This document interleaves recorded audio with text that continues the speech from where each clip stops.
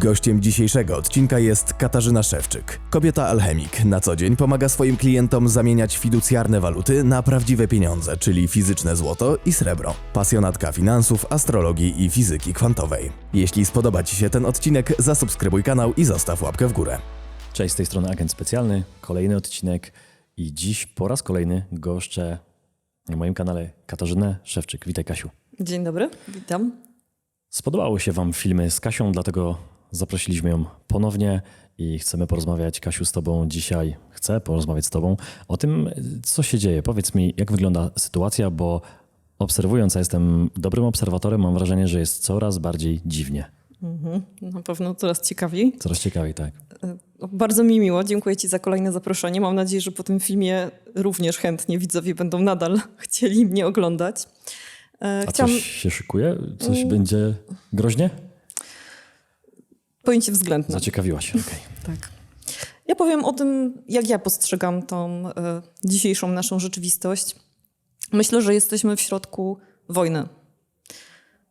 Część ludzi uważa, że jest to wojna o pieniądze, o wpływy gospodarcze, o to, czy na naszym podwórku zostaniemy w Unii Europejskiej, czy z niej wyjdziemy. Może niektórzy mówią tutaj o ochronie klimatu, o prawach mniejszości. Myślę, że to są tylko bitewki.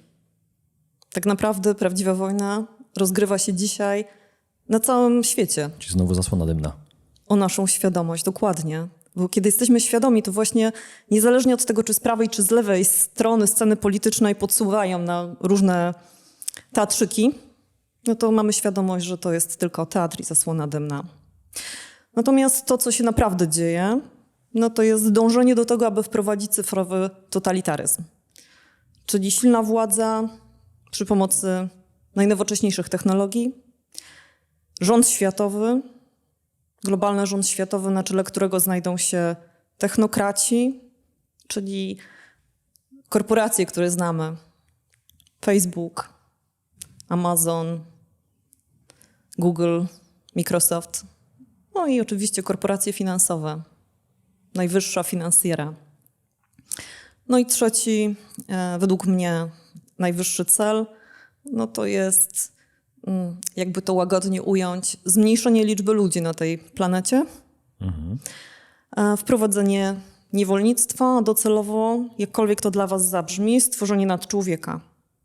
I oczywiście ta misja jest cały czas realizowana i jedną z ich przejawów jest eliminacja klasy średniej, czyli ludzi, którzy są jeszcze wolni, mogą podejmować samodzielnie decyzje, a co za tym idzie, dojdzie do największej w historii polaryzacji między ludźmi bardzo zamożnymi, których będzie niewielka grupa, a ludźmi biednymi, którzy się staną wręcz niewolnikami. Kroki następne, które widzę już na horyzoncie, no to kryzys energetyczny, tak? To kryzys żywnościowy. Także możemy się spodziewać również, że tak powiem, epidemii głodu. No i to, o czym się coraz częściej mówi, również o cyberpandemii. I to wszystko, co jest bardzo przykre, jest już od wielu, wielu lat zaplanowane i realizowane bardzo sukcesywnie. Także nic obecnie nie dzieje się przypadkowo. Mało tego, my jesteśmy stale o tym z wyprzedzeniem informowani.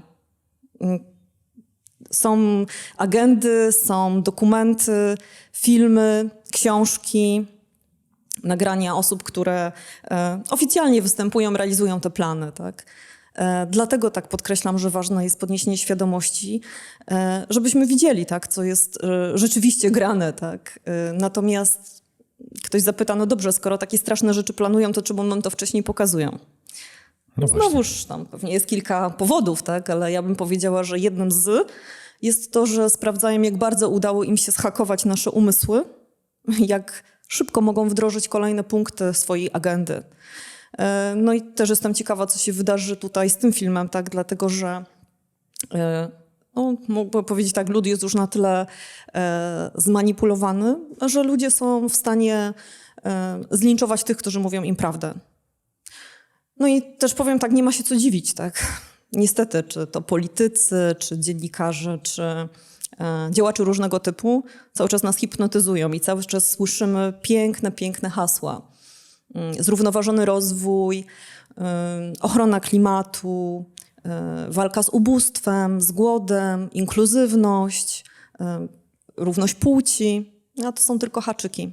Dlatego, tak jak powtarzam, bez podniesienia naszej świadomości nie jesteśmy w stanie nic ugrać, ale jest to jak najbardziej możliwe, że prawda zwycięży. Ostatnio widziałem taki film Squid Game. Powiedz mi, czy to można jakoś połączyć i czy to jest jakiś kolejny sygnał przez pokazanie takiego filmu w takim mainstreamowym nośniku jak Netflix, gdzie dzieci mają do tego dostęp i... Zdecydowanie, Grzegorz, tak. Ja wiem, że ten film, słyszałam przynajmniej, wielką popularnością się cieszy.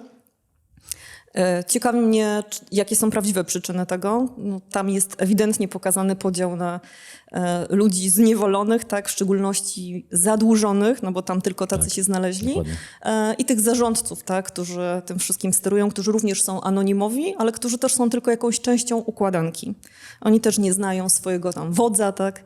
No a tutaj, jak ktoś nie chce widzieć, jak się ten film kończy, to teraz proszę zatkać uszy, tak? Okazuje się, że twórcą całości jest jeden z nich, tak? Natomiast ja jeszcze zastanawiając się, do czego to wszystko, co się teraz dzieje, porównać, takie porównanie przyszło mi na myśl, to wszystko teraz, to co się dzieje, wygląda jak gra w kasynie. Jak wchodzimy do kasyna i zaczynamy grę, to najczęściej na początku wygrywamy, tak? Mówi się, że to jest szczęście początkującego.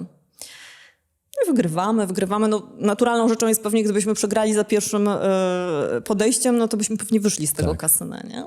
I nawet nie wiemy, kiedy przekraczamy tą wąską granicę, kiedy stajemy się jakby uwikłani, uzależnieni od gry. I być może nie wiemy, a być może nie chcemy wiedzieć, bo takie dwie opcje należy brać pod uwagę, że prawdopodobieństwo wygranej jest zawsze po stronie bankiera. 51% szans na wygraną ma bankier, krupier. Co oznacza, że im dłużej grasz, tym większe prawdopodobieństwo, że przegrasz.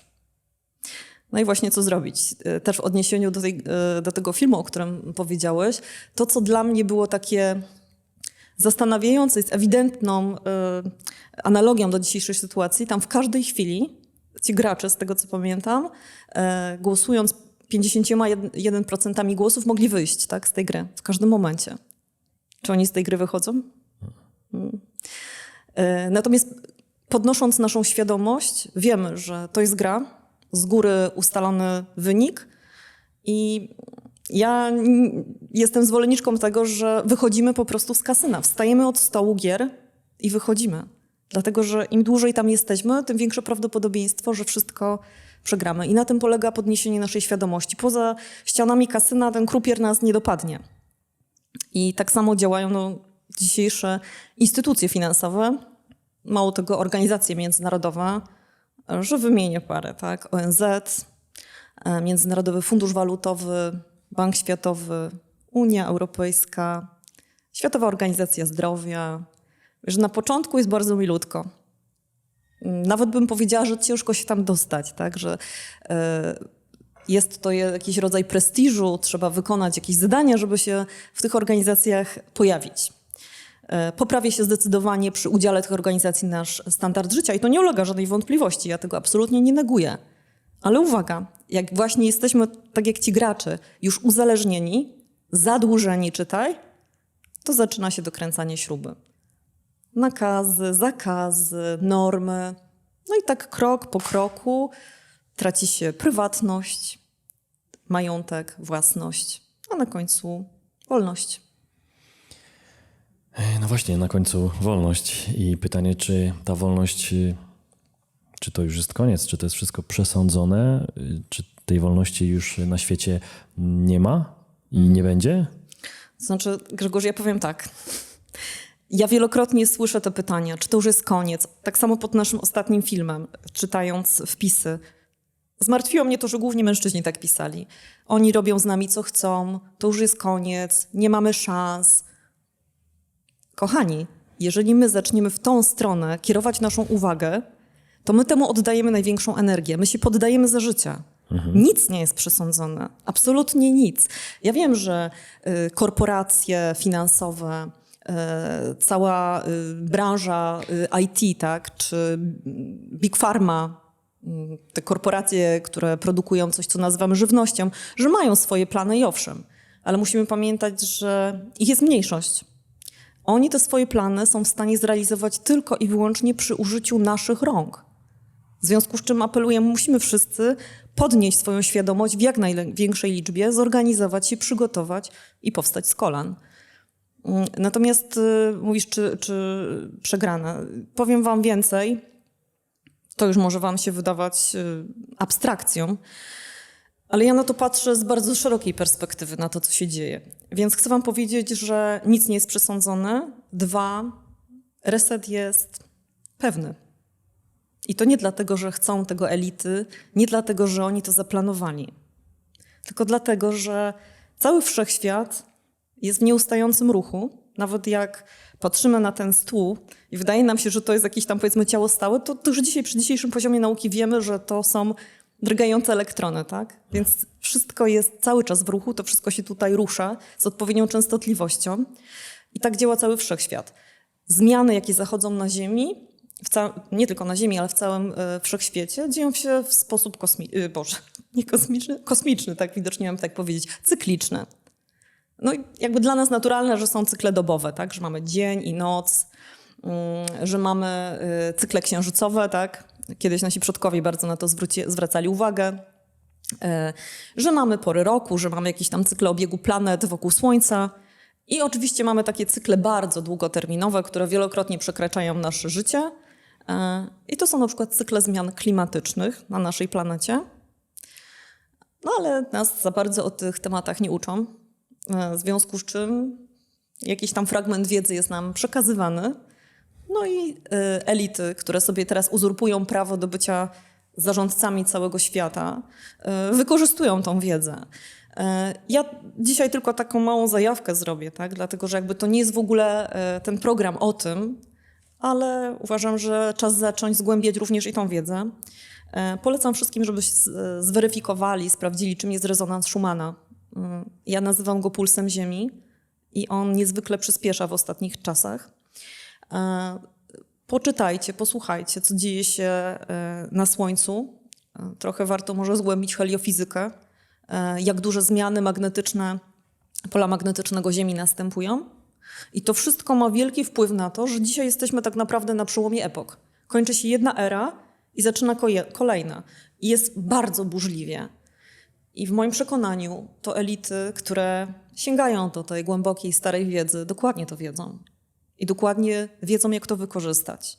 Nas trzymają w kompletnej nieświadomości i zachowują się tak, jak kiedyś zachowywali się kapłani w Egipcie. Tak? W starożytnym Egipcie kapłani byli świetnymi astronomami i astrologami. Wiedzieli, kiedy będą zaćmienia słońca. Tak? W związku z czym, co kazali ludowi robić? Składać ofiary, błagać, klękać.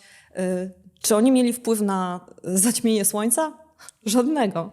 Ale mieli wiedzę. Ale mieli wiedzę. W moim przekonaniu dokładnie to dzieje się obecnie. Natomiast trzecia ważna sprawa, którą chcę wam też przekazać i którą właśnie te elity nam doskonale komunikują, to wszystko dzieje się w określonym przedziale czasowym. Czyli to nie jest tak, że od teraz do zawsze można dokonać pewnych zmian i ta zmiana, to tarcie między epokami będzie trwało w nieskończoność. I dlatego, jeżeli Grzesiu będziemy mogli zrobić pod tym filmem, zamieścimy link. I nawet jeżeli ktoś chce nie sobie sprawdzić, na którym momencie skończył teraz słuchać i go zobaczy. To jest link, którym jestem bardzo wdzięczna osobie, która to zrobiła, czyli skompilowała filmy, nagrania, wystąpienia różnych przywódców, których teraz znamy, tak? Prezydentów, premierów, szefów wielkich korporacji. I oni wszyscy jak jeden mąż powtarzają te same frazy. To jest tak, jakby ktoś im dał do przeczytania. Do przeczytania, zgadza się. Tak? Widziałem to. Widziałeś ten film, tak? Wszyscy powtarzają Build Back Better, czyli zbudujmy świat od nowa. Tak, w wiadomościach różnych telewizji całego świata. Dokładnie. I drugi jest fraza, którą cały czas powtarzają, to jest wąskie okno. Czyli tam jest narrow window of opportunity, czyli bardzo wąskie jakby okno zmian. Czyli oni nam sami mówią, że to nie będzie trwało wiecznie, dlatego też to, co wam ostatnio na filmie polecałam, czwartą rewolucję przemysłową, czy wielki reset Klausa Schwaba, czyli założyciela Światowego Forum Ekonomicznego, Tam punkt po punkcie opatrzone są datą wszystkie zmiany, jakie są planowane. I to, co jest charakterystyczne, bo Grzesiu, zacząłeś od tego, że teraz jakby jest tak burzliwie i jest taka kondensacja. No bo właśnie teraz muszą jakby zintensyfikować, skompilować te działania, dlatego że te energie, które tutaj się też na Ziemi pojawiają, one mają bardzo wysokie częstotliwości. I one też pobudzają nasze fale mózgowe i pobudzają nas do tego, aby iluzja opadła, żebyśmy zaczęli się przebudzać. Dlatego między innymi na przykład mówią o tym, że do 2025 chcą, by sztuczna inteligencja przekroczyła poziom intelektu człowieka. I tak jak nas tutaj słuchają ludzie, którzy zajmują się różnymi zawodami, tak, i pewnie łatwo nam jest wyobrazić sobie, że za chwileczkę nie będzie w ogóle telemarketerów. No, ja już ostatnio chyba za każdym razem jak dzwonię, to czuję, że nie rozmawiam z człowiekiem. Tak, już dzwonię I bardzo nie ma często. porozumienia między mną a nimi. Następne miejsce, no to na przykład kurierzy. No bo też potrafimy sobie wyobrazić, że drony nam dostarczają towar. Ale Klaus Schwab w tej książce dokładnie mówi o tym, że tak samo zniknie zawód, uwaga, prawnika, sędziego, lekarza i tak dalej. A więc to warto czytać, warto się zapoznać, podnosić świadomość w tym zakresie. No powiem ci, że ciekawe rzeczy mówisz. Ciekawe i może przerażające, ale warto to zgłębiać. A powiedz mi, jak to wszystko powiązać z prawdziwymi zamiarami, o których mówisz od tych kilkunastu minut, bo nie każdy może nadążać, nie każdy łączyć te kropki. Zanim jeszcze wam powiem o tych zamiarach, to jeszcze jedna ważna rzecz, którą bym chciała wam powiedzieć, bo to jakby też połączy te kropki. Tak naprawdę elity, one się obawiają naszego przebudzenia, naszego wzrostu poziomu świadomości. I plany ich teraz się intensyfikują, bo właśnie to jest ten czas przebudzenia, więc chciałam wam powiedzieć, że my jesteśmy stale ogłupiani na różne sposoby. Subtelne trucie. W jaki sposób? Powietrze, chemtrails. To, co nazywamy jedzeniem, tak, wysoko przetworzone. Tak samo jesteśmy tym, co jemy. Następna sprawa, medykamenty. Obecnie odbywa się jeden z największych eksperymentów na ludziach. Edukacja. A propos edukacji i książeczek, bo ja tutaj wzięłam troszeczkę znowu nowych pozycji do tego, do których będę zachęcała, żebyście poczytali. Edukacja, no myślę, że nie muszę tutaj się jakby rozwodzić nad tym, co się wydarzyło przez ostatnie 18 miesięcy, jeżeli chodzi o edukację, tak? Bo każdy rodzic chyba zobaczył pierwszy raz może, czego się dziecko uczy, albo no po prostu musiał stać się nauczycielem dla swojego dziecka. Dokładnie. Natomiast edukacja, i to jest bardzo ciekawa książka, która mówi o tym, że została już od dawna przejęta przez takie cudowne fundacje Rockefellera i Carnegie, które przygotowują już do tego, że po co ludziom walczyć z ludźmi. Lepiej od razu ich wychować odpowiednio, tak?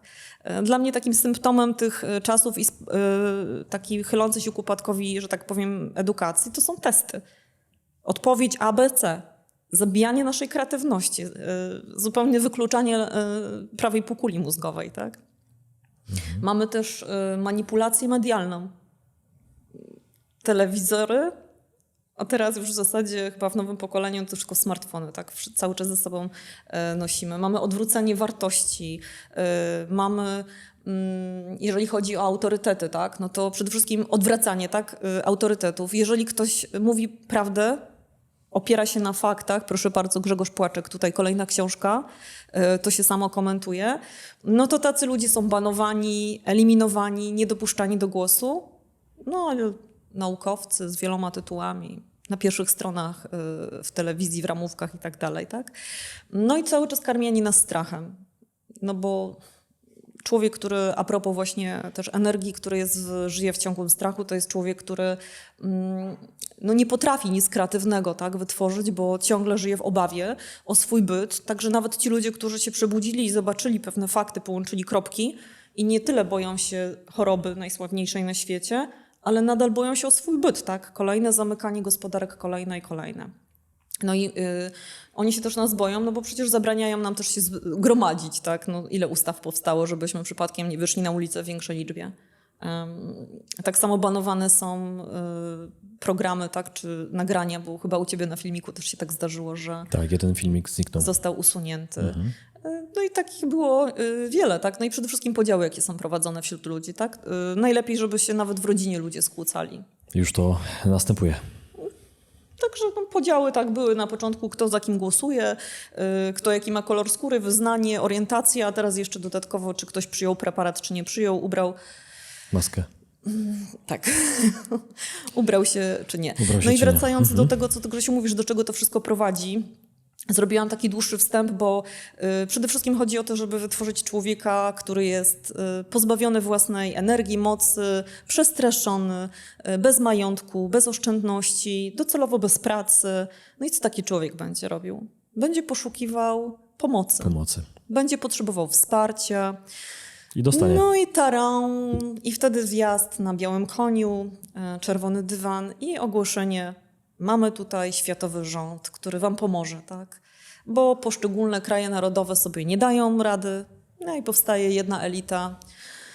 No i to, co myślę, że się nie mylę, dzisiaj ci, którzy zasiadają na wysokich urzędach w naszych państwach, tak, czy w ogóle na świecie, tak, oni już dawno sprzedali nas, swój naród zdradzili, tak? Być może za miejsca w nowym rządzie, być może za jakieś profity, na pewno za nietykalność. Być może część z nich jest zastraszana. Natomiast, no, tak jak powiedziałam, połączenie tego wszystkiego, no to stwórz problem, daj rozwiązanie. No i taki rząd Zostań świata. bohaterem. Zostań bohaterem. Dokładnie, w oczach innych ludzi. No właśnie a propos tych innych ludzi, zwykłych ludzi, których jest większość niestety. Jaką rolę zwykli ludzie, w sumie my też jesteśmy zwykłymi ludźmi, tylko takimi, którzy trochę więcej czytają, więcej trochę widzą, jaką rolę będą, czy odgrywają w tym wszystkim właśnie zwykłe osoby? No tak, zwykłe osoby, czyli właśnie my, tak. Czyli my, dokładnie. Powiem tak, po przeczytaniu kilku z tych pozycji sami dojdziecie do wniosku, że jesteśmy potrzebni na jakiś czas. Potrzebni jesteśmy w zasadzie, no nie my, tylko nasze dane. Dlatego, że na dzień dzisiejszy, kiedy świat zmierza do technokracji, to największą wartością dzisiaj jest informacja. Nasze preferencje, styl życia. Tworzone są różne algorytmy, tak? Gromadzone bazy danych. Zresztą pooglądajcie, posłuchajcie, jak wyglądają dzisiaj właśnie bazy danych tych wielkich korporacji właśnie typu Facebook, Amazon, Microsoft. To są hektary czegoś, co wygląda jak wielkie magazyny, gdzie znajdują się serwerownie. Tylko dzisiaj już nie chodzi tylko o to, żeby te dane zgromadzić, tylko dzisiaj chodzi o to, żeby je odpowiednio spreparować i przygotować. I zapewne gdybyśmy sobie do takiej bazy danych zerknęli, to byśmy się bardzo zdziwili, co wiedzą o nas. Powiedziałabym nawet chyba, że więcej niż my na poziomie świadomym wiemy o sobie. Dlatego, że bardzo dużo czynności życiowych wykonujemy w sposób nieświadomy. A to wszystko dzisiaj jest szczytywane. No i to jest jeden z powodów. Tak? I dzisiaj możemy tego doświadczać na przykład szukając czegoś tam w internecie albo nawet tak jak tutaj rozmawiając i nagle na telefon przychodzi ci wiadomość, czy przychodzą ci reklamy, tak? Podpowiadają ci, co tam warto byłoby, żebyś, nie wiem, w szafie miał, jakim autem jeździł i tak dalej. Natomiast krok dalej, no to już jest mówienie tobie, co ty masz myśleć, tak? Już interfejs maszyna-człowiek i w zasadzie programowanie ludzi, a nie maszyn. Jesteśmy potrzebni również do tego, aby uczyć sztuczną inteligencję. To też może dla niektórych zabrzmieć kosmicznie, bo ktoś powie, no ale ja w życiu żadnej sztucznej inteligencji nie będę uczył. No ale cały czas to robimy, udzielając danych. Polecam tutaj, żebyście poczytali o takich naukowcach, jak na przykład Charles Lieber. Charles Lieber, tak? To jest świetny naukowiec, który nomen omen pracuje jakby dla dwóch rządów, można powiedzieć, dla amerykańskiego i dla chińskiego. I jest chemikiem, ale zajął się nanotechnologią. Odkrył coś, czym zajmuje się również Elon Musk, tak? Tylko że Elon Musk chce stworzyć interfejs, gdzie jakby inwazyjnie chipy mają być montowane, tak to nazwijmy. Natomiast on bardzo mocno badał wirusy i weryfikował, jak przekraczają barierę krew-mózg i w związku z czym jak stworzyć cyberczłowieka, jak zmutować, tak, stworzyć jakby bioroboty, tak. a jednocześnie dokonać właśnie bezinwazyjnego, bezoperacyjnego połączenia na linii człowiek-maszyna, człowiek-sztuczna inteligencja. Kolejnym powodem, dla którego nas potrzebują, to jest nasz genom, czyli pozyskiwanie, sekwencjonowanie naszego DNA. Marzenie III Rzeszy realizowane, czyli stworzenie superczłowieka, a jednocześnie też tworzenie supermaszyn w oparciu o ludzki mózg. Jesteśmy też potrzebni, żeby wykonywać prace, których do tej pory roboty jeszcze się nie nauczyły. No to pewnie będzie krótki czas. No i po to, żeby zabawiać elity, tak jak w filmie Igrzyska Śmierci, bo teraz mi wypadło z głowy, tak. Także tak to widzę. Bardzo szeroko, sporo tego powiedziałaś. Wszyscy chyba, którzy nawet mało się interesują, widzą, że ten reset ekonomiczny związany z finansami, z gospodarką, no bo zadłużenie jest potężne świata, nie tylko naszego kraju, no to ten reset ekonomiczny na pewno będzie prędzej czy później. A czy jakieś inne resety są również planowane, czy planowane są i to równolegle i się dzieją, tak? Mówiąc jeszcze o resecie ekonomicznym, no to wiadomo, długi. Inflacja jak najwyższa, niskie stopy procentowe. Jest szansa oczywiście, że zostaną podniesione po to, żeby jeszcze wykosić tych, którzy są zadłużeni. Natomiast to, na co w ekonomii jakby nie da się tego, nie przeglądając właśnie tych wszystkich agend natrafić, no to jest coś, co cały czas powtarza Klaus Schwab, który mówi, że to będzie gorsze od pandemii, którą mamy obecnie. Cyberpandemia. Więc co dokładnie, co ma na myśli? myślę, znaczy on tego dokładnie nie opisuje, tak? Natomiast była w lipcu teraz tego roku specjalna konferencja, tak? Temu poświęcona.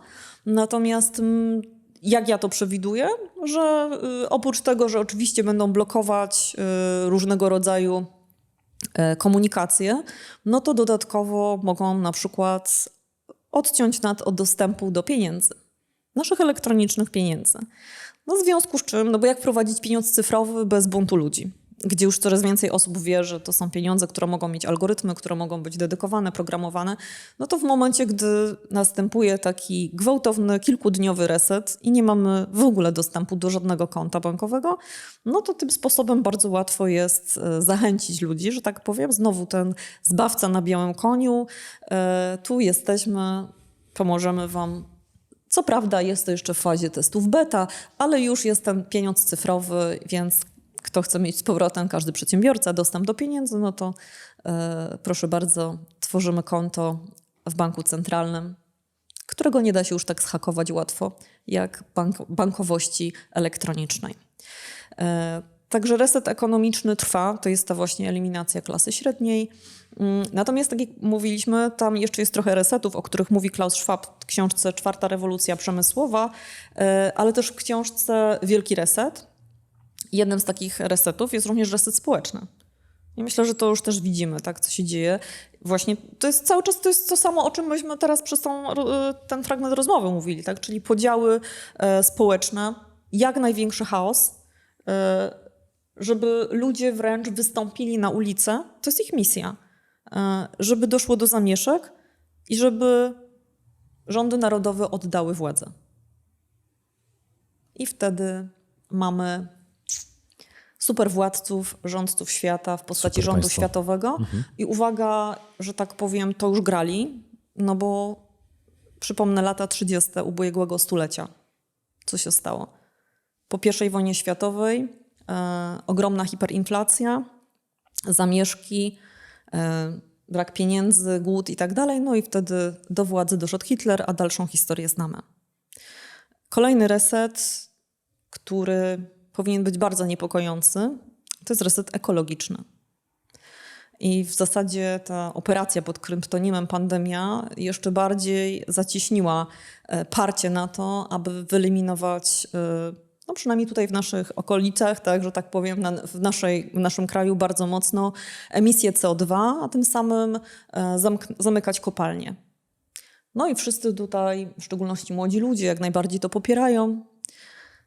ale konsekwencje, jakie to przyniesie, są widocznie dla tych ludzi nieznane, skoro tak bardzo za tym głosują. Ja nie twierdzę, że mamy zanieczyszczać powietrze, ale dzisiejsza technologia jest tak doskonała, tak daleko posunięta. My oczywiście znamy tylko jej wierzchołek tej góry lodowej, tej technologii, która jest już uskuteczniana.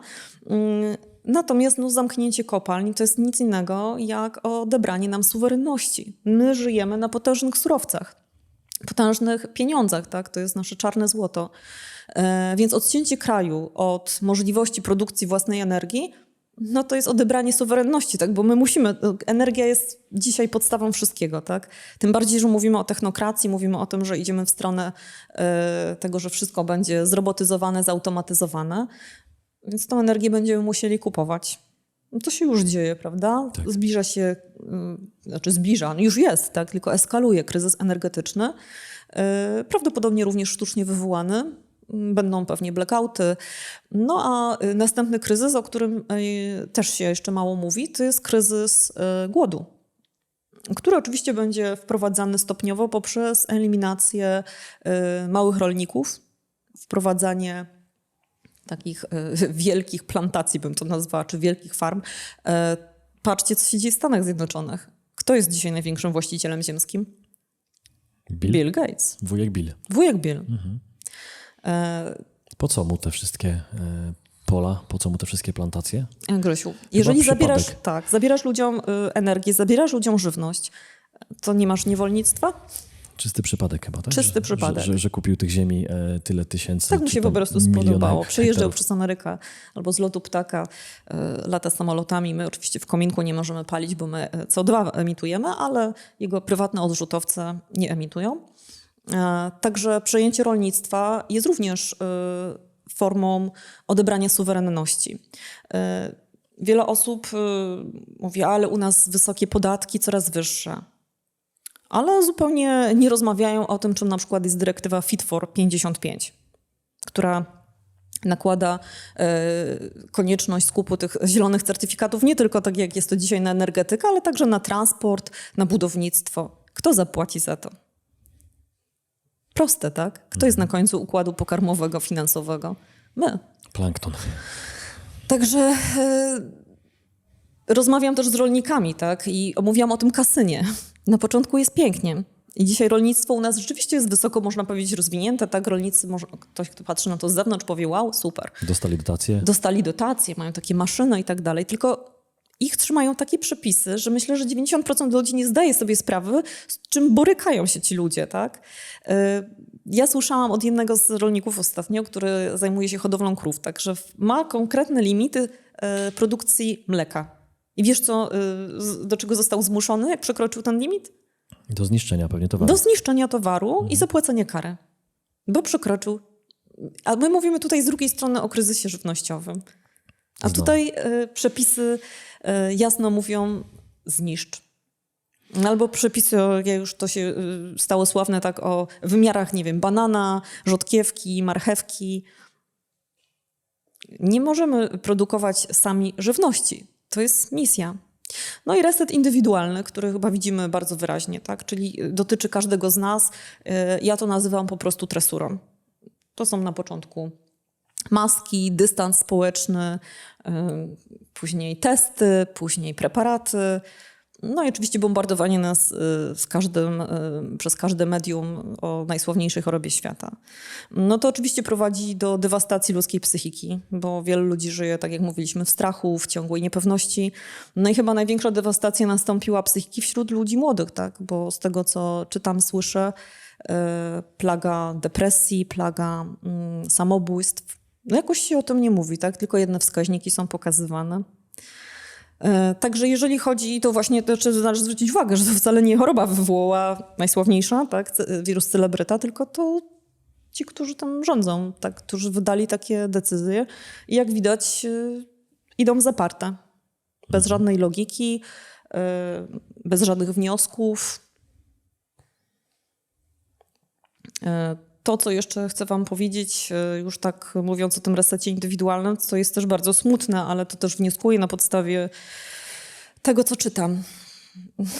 Oni chcą również doprowadzić do innej formy zmniejszenia liczby ludzi, tak, czyli do bezpłodności. I może jeszcze nie mam na to żadnych dowodów, ale tak jak mówię, warto oglądać filmy, warto czytać książki. I książka Huxleya, Nowy Wspaniały Świat, o tym dokładnie mówi. Tam ludzie się już, że tak powiem, naturalnie nie rozmnażają. W ich nomenklaturze mówi się o butlowaniu, czyli dzieci pochodzą z probówki i dzieci są już warunkowane na wstępie, tak? Czyli tak przygotowywane, tak jak właśnie w takich proponowanych przez tych właśnie technokratów Smart City, że na przykład masz takie miasto, w którym żyją tylko ludzie, którzy będą pracować dla korporacji Google. I tam dzieci od najmłodszych lat uczą się niemalże programowania i będą wybitne, tak? Jeszcze pewnie mają jakieś udoskonalenia wprowadzone w swój organizm. Natomiast do czego to prowadzi, tak? No oprócz tego, że do podziału społecznego, no to do stworzenia z tej grupy, niestety właśnie nas, tych pozostałych, grupy niewolników, no bo w Huxleyu też jest mowa o osobnikach gamma i delta. Zachęcam, żeby przeczytać książkę albo zobaczyć film. No i te osobniki to są niewolnicy. I ja już tak tu kończąc ten wątek, bo dużo gadam dzisiaj, chciałam sobie z tobą przeanalizować, kto to jest niewolnik, tak? Żeby nie przekonywać was, tylko dać wam do myślenia. Osoba, która nie ma swojego majątku. Zgadza się? To jest niewolnik. Mhm. A jak brzmi główne hasło Światowego Forum Ekonomicznego? Nie będziesz miał niczego? Będziesz szczęśliwy. Tak jest. To jest człowiek, który nie może samodzielnie podejmować decyzji o swoim ciele. I nie może decydować o swoich dzieciach. Ci, którzy nie czytają zbyt wiele w innej prasie niż tej mainstreamowej, to zachęcam, żeby zgłębić temat, co się dzieje w Australii. Nie ma praw. No to znowu. Największy eksperyment, jaki jest obecnie prowadzony w kolonii karnej, czyli w Australii, w Kanadzie, teraz już chyba też we Włoszech. Ludzie, którzy nie przyjęli preparatu, nie mają praw. Oni idą po prostu na urlop, Kasiu. Oczywiście. Bezpłatny, ale urlop. zawsze brzmi to dobrze. Marzeń. Na wakacje idą. Wakacje marzeń. Ludzie, którzy są niewolnikami, nie mają dostępu do edukacji. A co się stało z edukacją w ostatnich miesiącach? Mało tego, jeżeli to ma być taka edukacja, no to ja dziękuję za taką edukację, więc nie mamy też dostępu do prawdziwej wiedzy. No i to jest człowiek, który najczęściej nosi kajdany. No i ja bym powiedziała, że to są czasy, gdzie mamy dwa rodzaje kajdanów, kredyty i maski. I to tyle w temacie niewolnictwa. Mhm. Sporo. Faktycznie nie przerywałem ci dzisiaj. Dzisiaj mam wrażenie, że... Nie mam wrażenia, jestem pewny, że mówisz więcej, ale to ważne tematy, dlatego dzisiaj słucham więcej.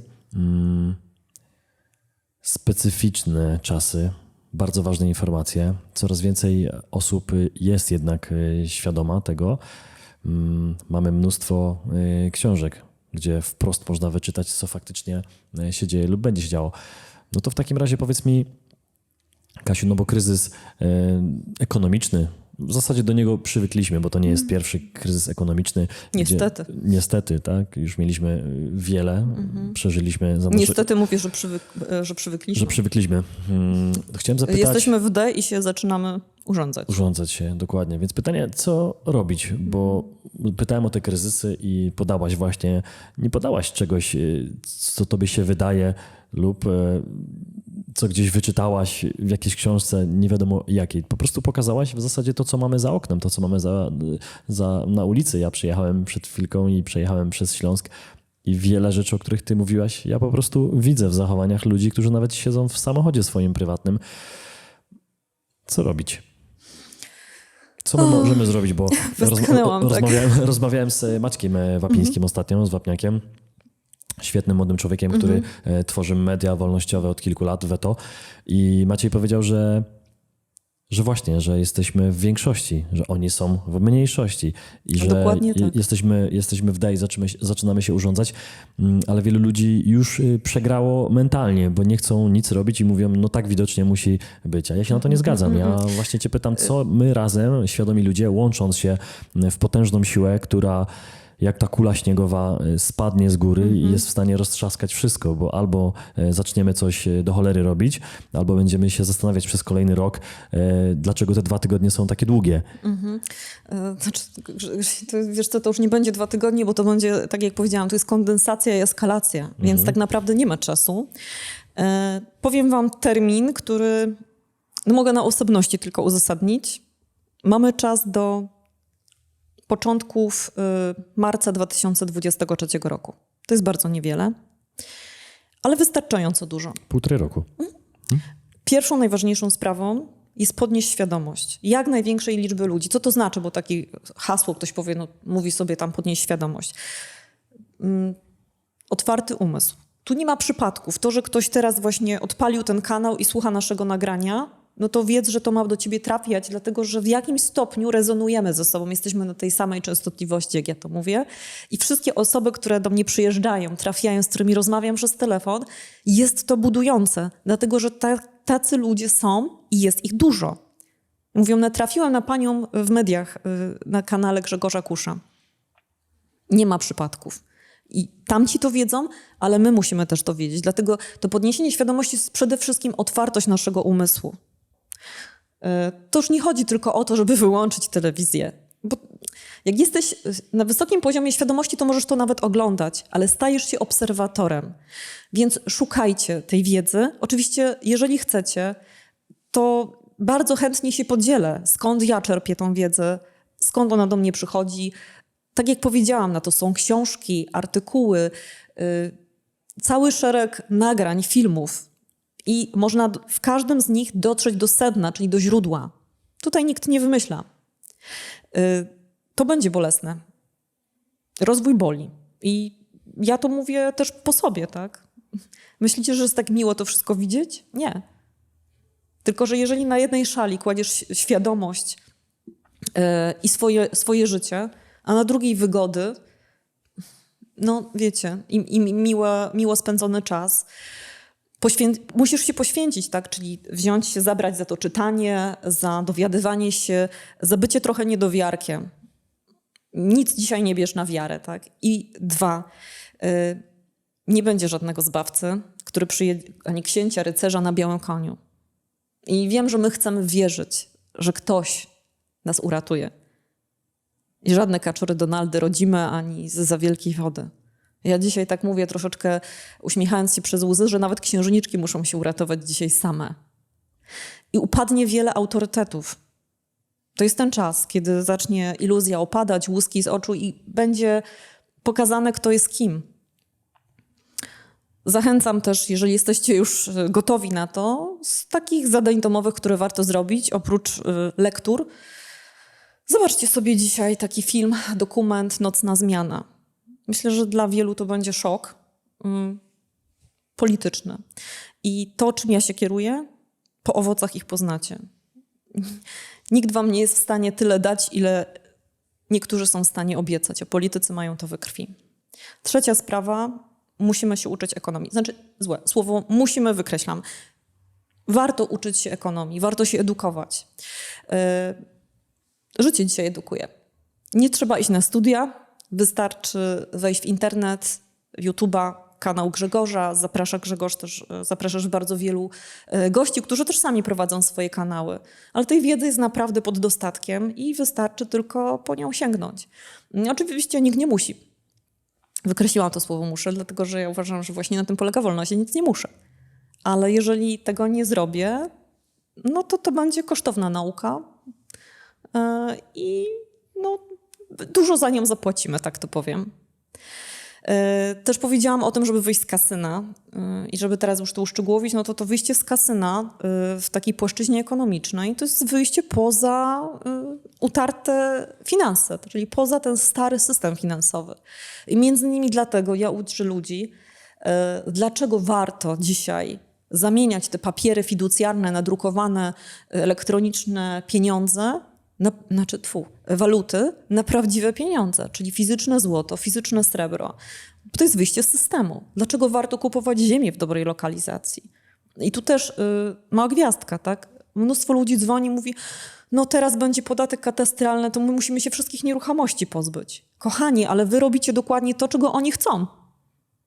Umieramy za życia, tak? Czyli my się sami będziemy pozbywać majątku, za chwileczkę będziemy ten sam majątek, te same towary, przedmioty wynajmować, pracując, nie mając cały czas nic. No i trzecia sprawa, piąta sprawa czy czwarta, już tam nie pamiętam. W każdym bądź razie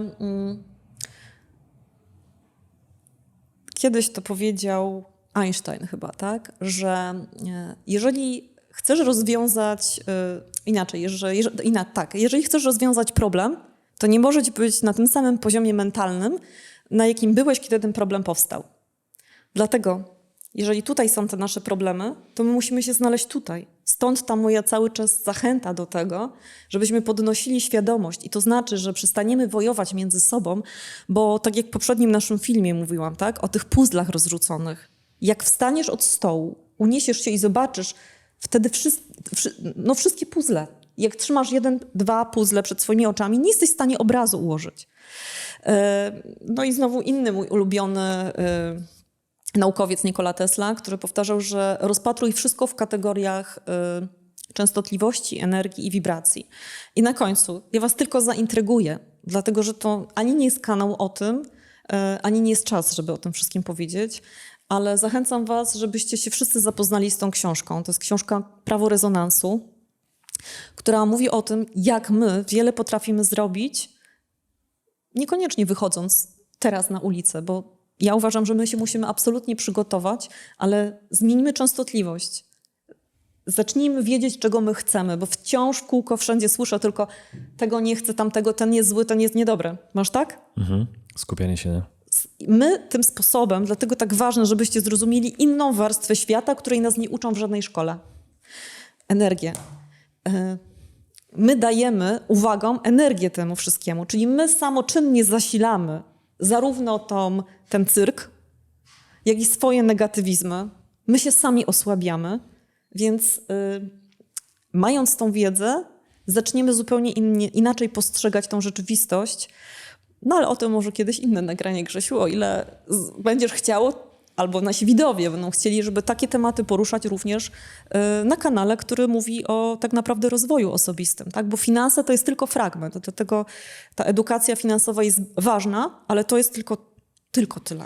Znaczy idziemy coraz bardziej holistycznie, bo finanse to jest tylko jedno, ale trzeba zacząć właśnie od mentalu. Ale a propos jeszcze tej książki, o której powiedziałaś, wygląda dobrze, więc myślę, że się zainteresuje. Przypomniało mi się taki cytat, czy powiedzenie kogoś, to na czym się skupiasz rośnie. I tutaj właśnie kwestia dla ciebie, drogi widzu. Pytanie, co ma rosnąć? Jaki problem lub jakie pozytywne rzeczy mają rosnąć? Nam się wmawia przez to, co nam się pokazuje lub co nam się puszcza w radiu, a radio kilkanaście milionów dziennie w samochodach ludzi słucha. No i zadajcie sobie pytanie, odpowiedzcie sobie w zasadzie na pytanie, co tam słuchacie. Czym się karmimy? Czym się karmisz, dokładnie, więc karm dobrego wilka, tak? A nie tego złego. Ja radia i telewizji nie słucham i nie oglądam od, nie wiem, już trudno mi to zliczyć. W samochodzie, jeśli ktoś mi radio włącza, to tylko wtedy, kiedy samochód jest w serwisie, to wiem, że ktoś tam majstrował mi w moim samochodzie. Mógłbym po prostu je wymontować. A czego słucham? Słucham różnych rzeczy, muzyki, podcastów, rozmów, które ja wybieram i one lecą po prostu przez Bluetootha, więc...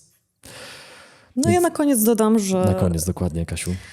Żebyśmy obudzili się, bo tylko przebudzeni możemy coś zmienić, żebyśmy powrócili do swojej wewnętrznej mocy. My jesteśmy twórcami, my kreujemy rzeczywistość i to my decydujemy, jak ona będzie wyglądała.